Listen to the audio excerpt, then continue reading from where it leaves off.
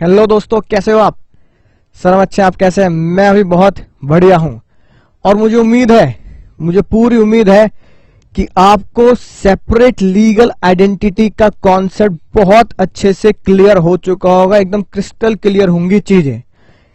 वो सिर्फ एक ही बात कहता है, simple as short, company, right? याद है ना bottle?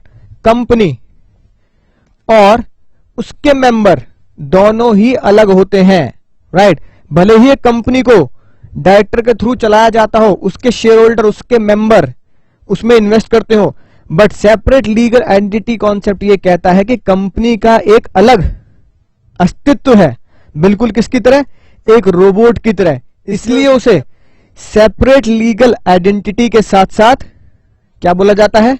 Artificial judicial person. Artificial person, उसे बिल्कुल इंसान की तरह ट्रीट करना है और वो इंसानों की तरह ही असेट्स खरीद सकता है, इंसानों की तरह ही कॉन्ट्रैक्ट कर सकता है। आई होप बात आपको बिल्कुल समझ में आ चुकी है।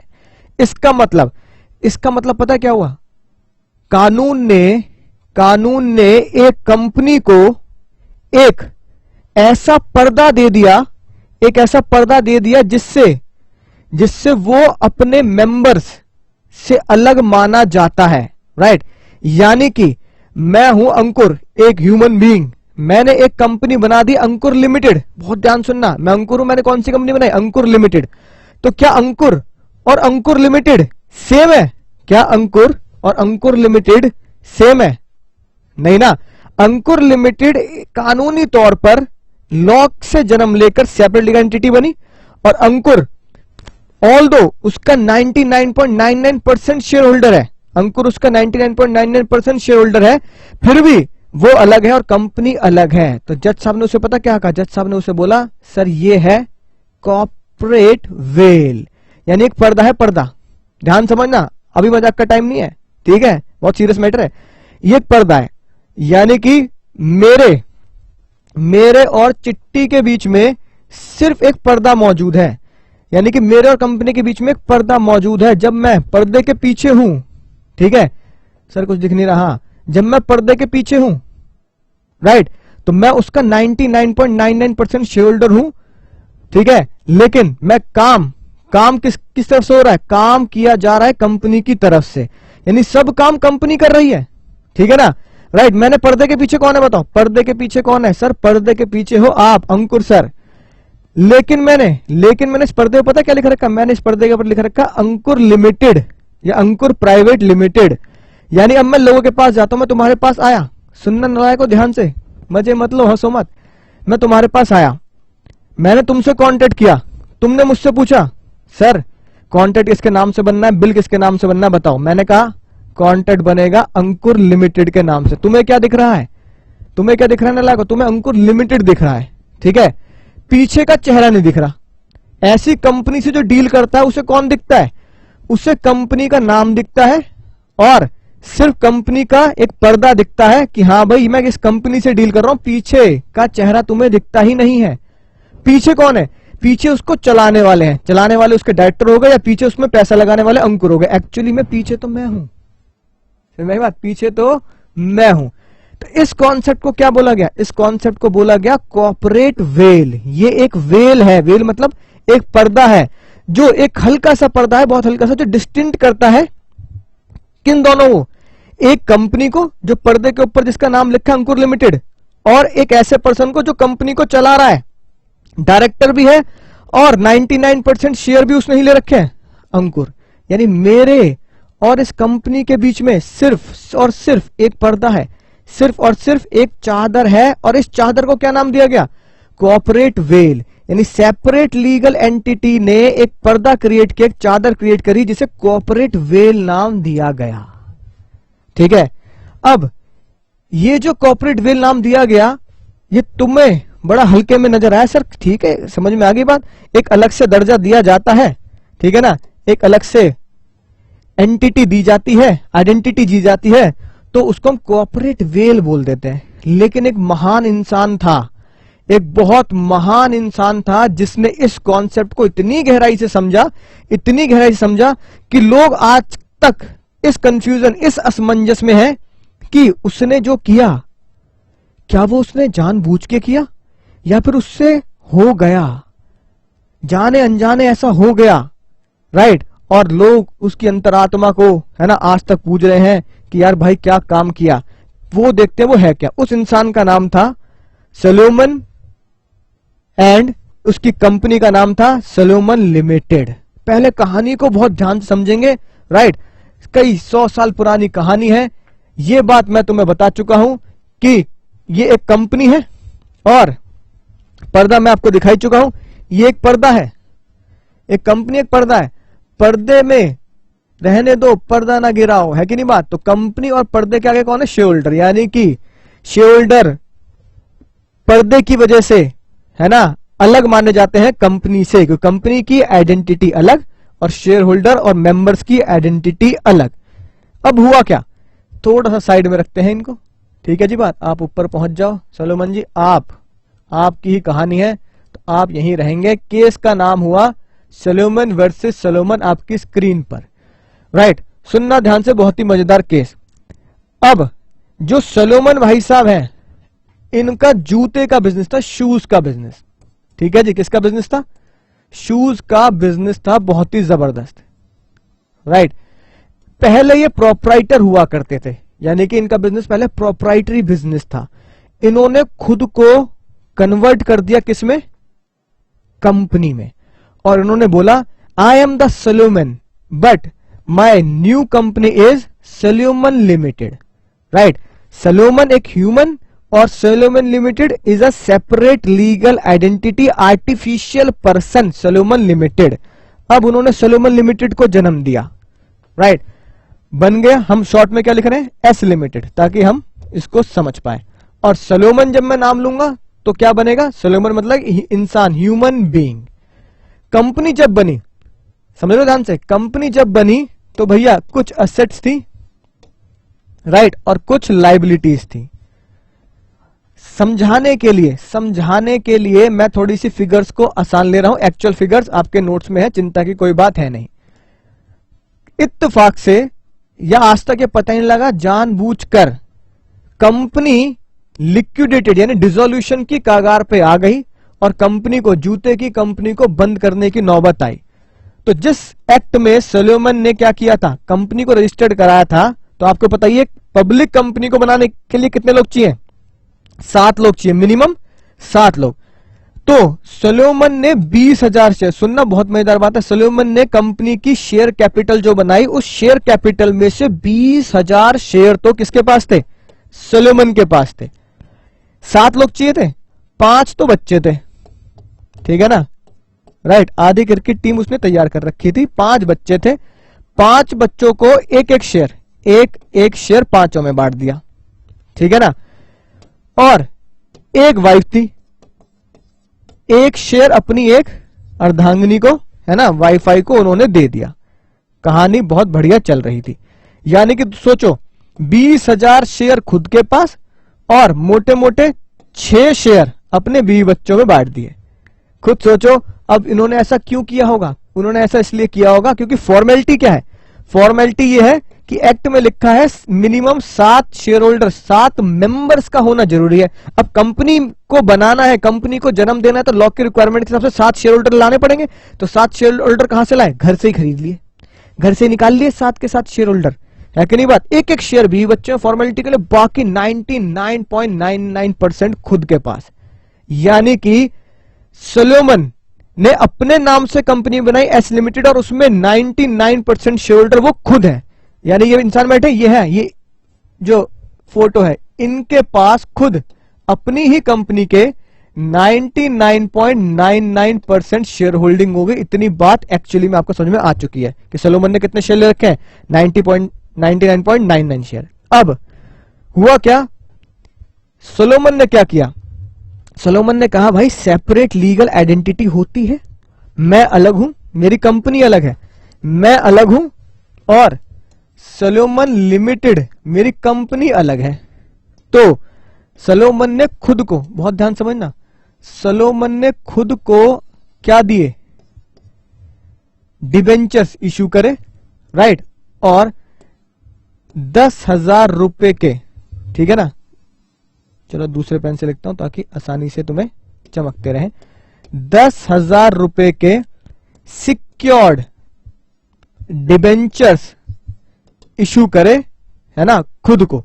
यानी कि सोलोमन ने क्या किया, अपनी ही कंपनी को पैसा दिया और उसकी कंपनी ने, एस लिमिटेड ने, समझना ध्यान से मजेदार बात, एस लिमिटेड ने सोलोमन को क्या दिया, डिबेंचर्स इशू कर दिए।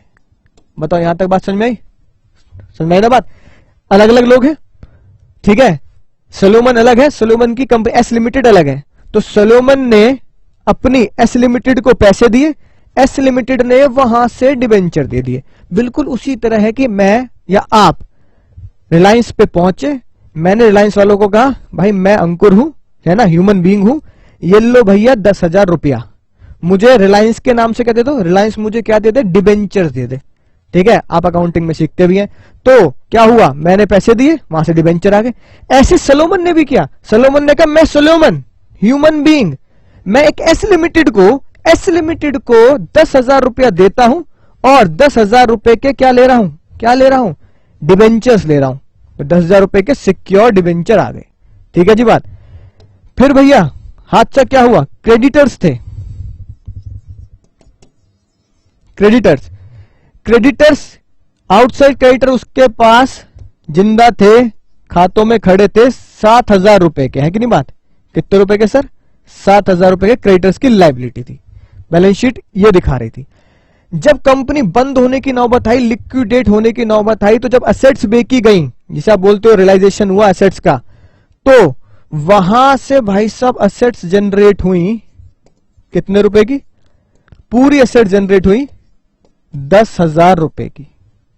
ठीक है जी, बात समझ में आ रही है? राइट।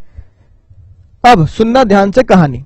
10,000 रुपए की एसेट जनरेट हुई, कोर्ट में केस चल रहा है, प्यारे प्यारे मासूम से लोग, है ना, उम्मीद भरी निगाहों से कोर्ट के बाहर खड़े हैं, लाइन लग रही है कि भैया हम तो क्रेडिटर हैं, है ना, हमने तो भाई पैसा लगा दिया जूते के बिजनेस में, अब हमें अपना पैसा दिलवा दो भाई, हम तो घर चले, बड़ी भैया दिक्कत चल रही है आजकल।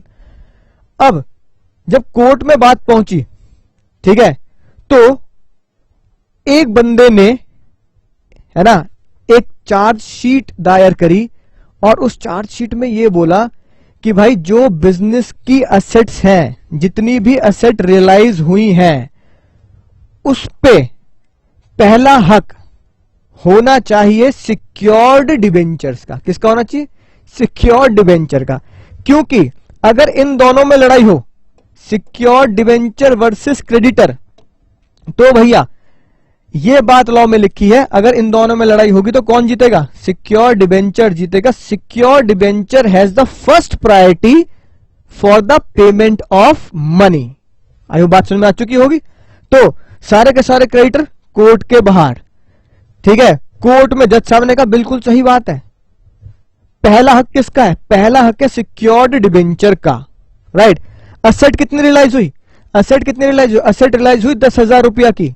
सिक्योर डिबेंचर भी कितने हैं? 10,000 रुपए। ये बेचारे बहुत उदास, भाई गए काम से, हमारा पैसा तो गया। ठीक है, फिर भी उन्होंने लगा चल कोई बात नहीं भाई, एक कंपनी बंद हुई है, हमारा पैसा मर गया, पर एक इंसान है, उसने भी तो बेचारे ने क्या किया है, डिबेंचर पे पैसा लगा रखा है, तो कम से कम उसके पैसे ही क्या होंगे, रिकवर हो जाएंगे। सारे के सारे लोग चिल्ला रहे हैं, सुनना ध्यान से, बहुत मजेदार बात है। सारे के सारे लोग चिल्ला रहे हैं, अरे भैया ये सिक्योर डिबेंचर किसके हैं? सिक्योर डिबेंचर वाले भैया, अरे आ जाओ पैसे ले जाओ अपने यार, अगर नहीं लेने तो हमें बोल दो, हम अपने पैसे लेने, तुम मत लो। Secure debenture, hello secure debenture वाले भैया, हेलो हेलो। भीड़ में से कोई नहीं निकल रहा, है ना, सब तनहा तनहा, भीड़ में कोई नहीं निकल रहा। लोग कह रहे हो भाई इतना पैसा लगा रखा है कंपनी में, 10,000 रुपए, ठीक है, सिक्योर डिबेंचर ने, और आज सिक्योर डिबेंचर को रिडीम, है ना, डिबेंचर का रिडम्पशन किया जा रहा है, पैसा वापस दिया जा रहा है, पैसे लेने नहीं आ रहा। सिक्योर डिबेंचर भैया कहाँ है? सिक्योर डिबेंचर कहाँ हो भैया? आओ आओ सामने आओ भैया। सिक्योर डिबेंचर वाला आया मुंह पे पर्दा रख के। तुम्हें पता ही है क्यों आ रहा है? भैया मैं हूं सिक्योर डिबेंचर। अरे तुम कहां छुप रहे हो भैया? भैया मैं ही हूं सिक्योर डिबेंचर। अरे तो मुंह तो दिखाओ यार, इसमें क्या बात हो गई?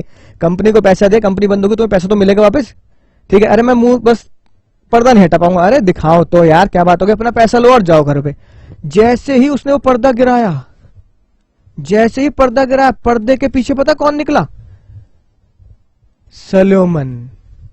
लोग पागल, लोग पागल, क्रेडिटर सारे दनाद, ये क्या भैया, ये क्या है, ये दनादन, लोगों के दिमाग के बिल्कुल चीथड़े उड़ गए, क्या है ये, क्या मतलब हुआ भाई?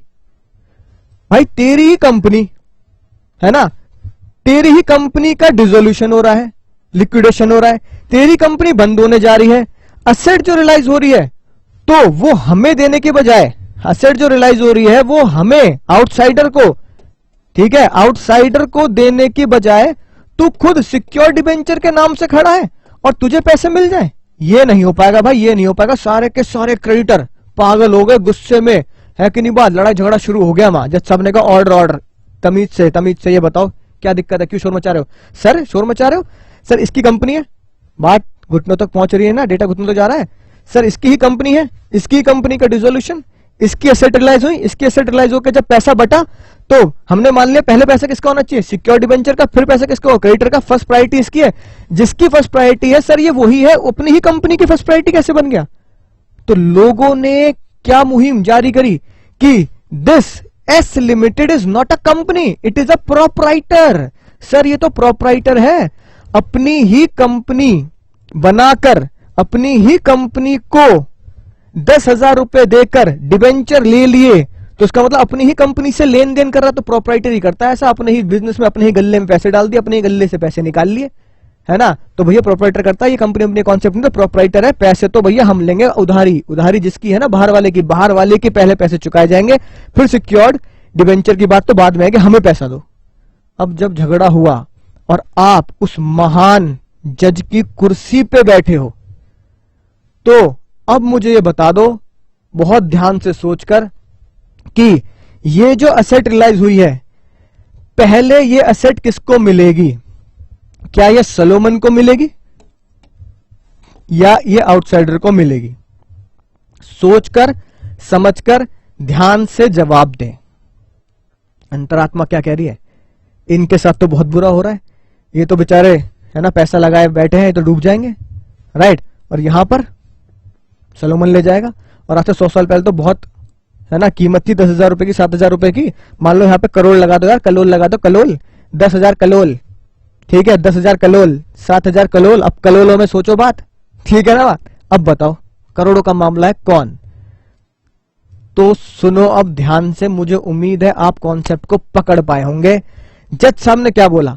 जज साहब ने बोला कि भाई मैंने तुम्हें क्या दिया है, मैंने तुम्हें दिया है सेपरेट लीगल एंटिटी का कॉन्सेप्ट, यानी कि अब मुझे सलोमन के है ना भेष में देखो, मैं सलोमन हूं, राइट, मैंने पर्दा लगाया एस लिमिटेड का, सलोमन लिमिटेड का, ठीक है जी, मैं ही सलोमन हूं, मैंने ही सलोमन लिमिटेड का पर्दा लगा रखा है, राइट। पर्दे पे क्या लिखा है? Salomon limited. पीछे कौन है? पीछे कौन है? Salomon human being. तो दोनों ही अलग अलग पर्सन है या सेम पर्सन है? इस पर्दे ने, कॉर्पोरेट वेल ने, पर्दे ने, कॉर्पोरेट के पर्दे ने, कॉर्पोरेट के वेल ने, दोनों को अलग अलग लोग, अलग अलग आइडेंटिटी, ठीक है ना, अलग अलग पर्सन बताया है। तो Salomon limited is a separate legal person, separate artificial person, और Salomon is a separate human being. तो दो अलग अलग लोग हो गए। तो जज साहब ने कहा भाई दो अलग अलग लोग हैं, तो क्या दो अलग अलग लोग आपस में कांटेक्ट नहीं कर सकते? क्या सलोमन लिमिटेड से कांटेक्ट नहीं कर सकता? क्या अंकुर ह्यूमन बीइंग अंकुर लिमिटेड से कांटेक्ट नहीं कर सकता? तो जज साहब ने कहा बिल्कुल कर सकते हैं। पर्दे को पहचानो, पर्दे को पहचानो, और पर्दे के आगे और पर्दे के पीछे वाले लोग बिल्कुल सेपरेट हैं, दो अलग अलग आइडेंटिटी हैं, और दोनों अलग अलग एक दूसरे से कांटेक्ट कर सकते हैं। तो जज साहब ने बोला सिर्फ क्रेडिटर लोग, भाई लोग, बड़े दुख की बात है, सुनो ध्यान से, तुम्हें ही ऐसा लग रहा है कि सलोमन और सलोमन लिमिटेड एक है, तुम्हें ही ऐसा लग रहा है कि सलोमन और सलोमन लिमिटेड एक है, पर ऐसा है नहीं। सलोमन अलग है, सलोमन लिमिटेड अलग है, दोनों को अलग आइडेंटिटी मानो, दोनों अलग इंसान मानो, राइट। तो जज साहब ने क्या समझाया? जज साहब ने समझाया एक सलोमन इंसान ने, ठीक है जी बात, एक सलोमन इंसान ने एक एस लिमिटेड इंसान से डिबेंचर लिए और एस लिमिटेड इंसान को क्या दे दिए? 10,000 रुपया दे दिया। आइए बात समझ में आई होगी। और जब एक एस लिमिटेड इंसान आइडेंटिटी, एक एस लिमिटेड इंसान डिसॉल्व हुआ, आइडेंटिटी उसकी बिल्कुल खत्म होने के कगार पे है, लिक्विडेशन हुआ, तो एस लिमिटेड ने ये बोला कि मैं एक सेपरेट आइडेंटिटी हूं, मैं एक सेपरेट इंसान हूं, एक आर्टिफिशियल पर्सन हूं। तो मैं आर्टिफिशियल पर्सन ये वादा करती हूं कि पहले पैसा उसे दूंगी जो क्रेडिटर सिक्योर्ड होगा, यानी कि जो डिबेंचर होल्डर सिक्योर्ड होगा। तो एस लिमिटेड एक सेपरेट आइडेंटिटी ने क्या बोला कि भाई जो भी बंदा सिक्योर्ड डिबेंचर होल्डर है उसको पहले पैसा मिलेगा, तुम उसको ले आओ। और इत्तेफाक से वो इंसान कौन निकला? इत्तेफाक से वो इंसान सलोमन खुद निकला। ठीक है, तो सलोमन पहुंच गया। सलोमन कह रहा भाई साहब मैं ही हूं वो इंसान और मुझे आप पैसे दे दो। तो कंपनी ने, जज ने क्या बोला, जज साहब ने बोला, महान जज ने ये बोला, एस लिमिटेड एक सेपरेट इंसान ने क्या किया, अपने झोली से जो भी पैसे आए 10,000 रुपए वो किसको दे दिए? वो सलोमन को दे दिए। तो एस लिमिटेड, बात पकड़ में आई कि नहीं आई? आगे सर आ रही, बात पकड़ में आ रही है ना? हाँ सर आ रही है। S limited is a separate person and Salomon is a separate person. तो एस लिमिटेड ने सारे के सारे पैसे उठाकर, ठीक है जी, किसकी झोली में डाल दिए? एस लिमिटेड ने सारे के सारे पैसे उठाकर सलोमन की झोली में डाल दिए। ये ले भाई सलोमन, सारे पैसे तेरे हुए। आई होप बात आपको बहुत गहराई से समझ में आ चुकी होगी। सलोमन ने यह केस जीत लिया किस बेस पर कि S limited is a separate person, separate identity, artificial person, वो अलग बंदा है और अलग बंदे की जब लिक्विडेशन हुई तो उस पे पहला अधिकार मेरा था क्योंकि मेरा पैसा दिया हुआ क्या था? सिक्योर्ड था।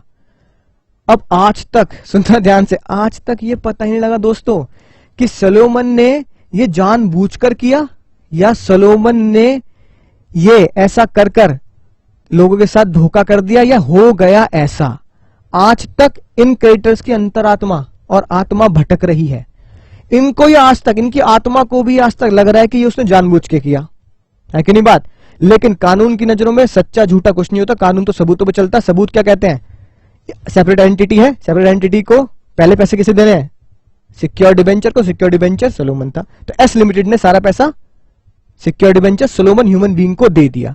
अब आपकी अंतरात्मा क्या कहती है ये आप मुझे बता देना कि सर ये जानबूझ के किया गया है या फिर एक्चुअली में ऐसा हो गया।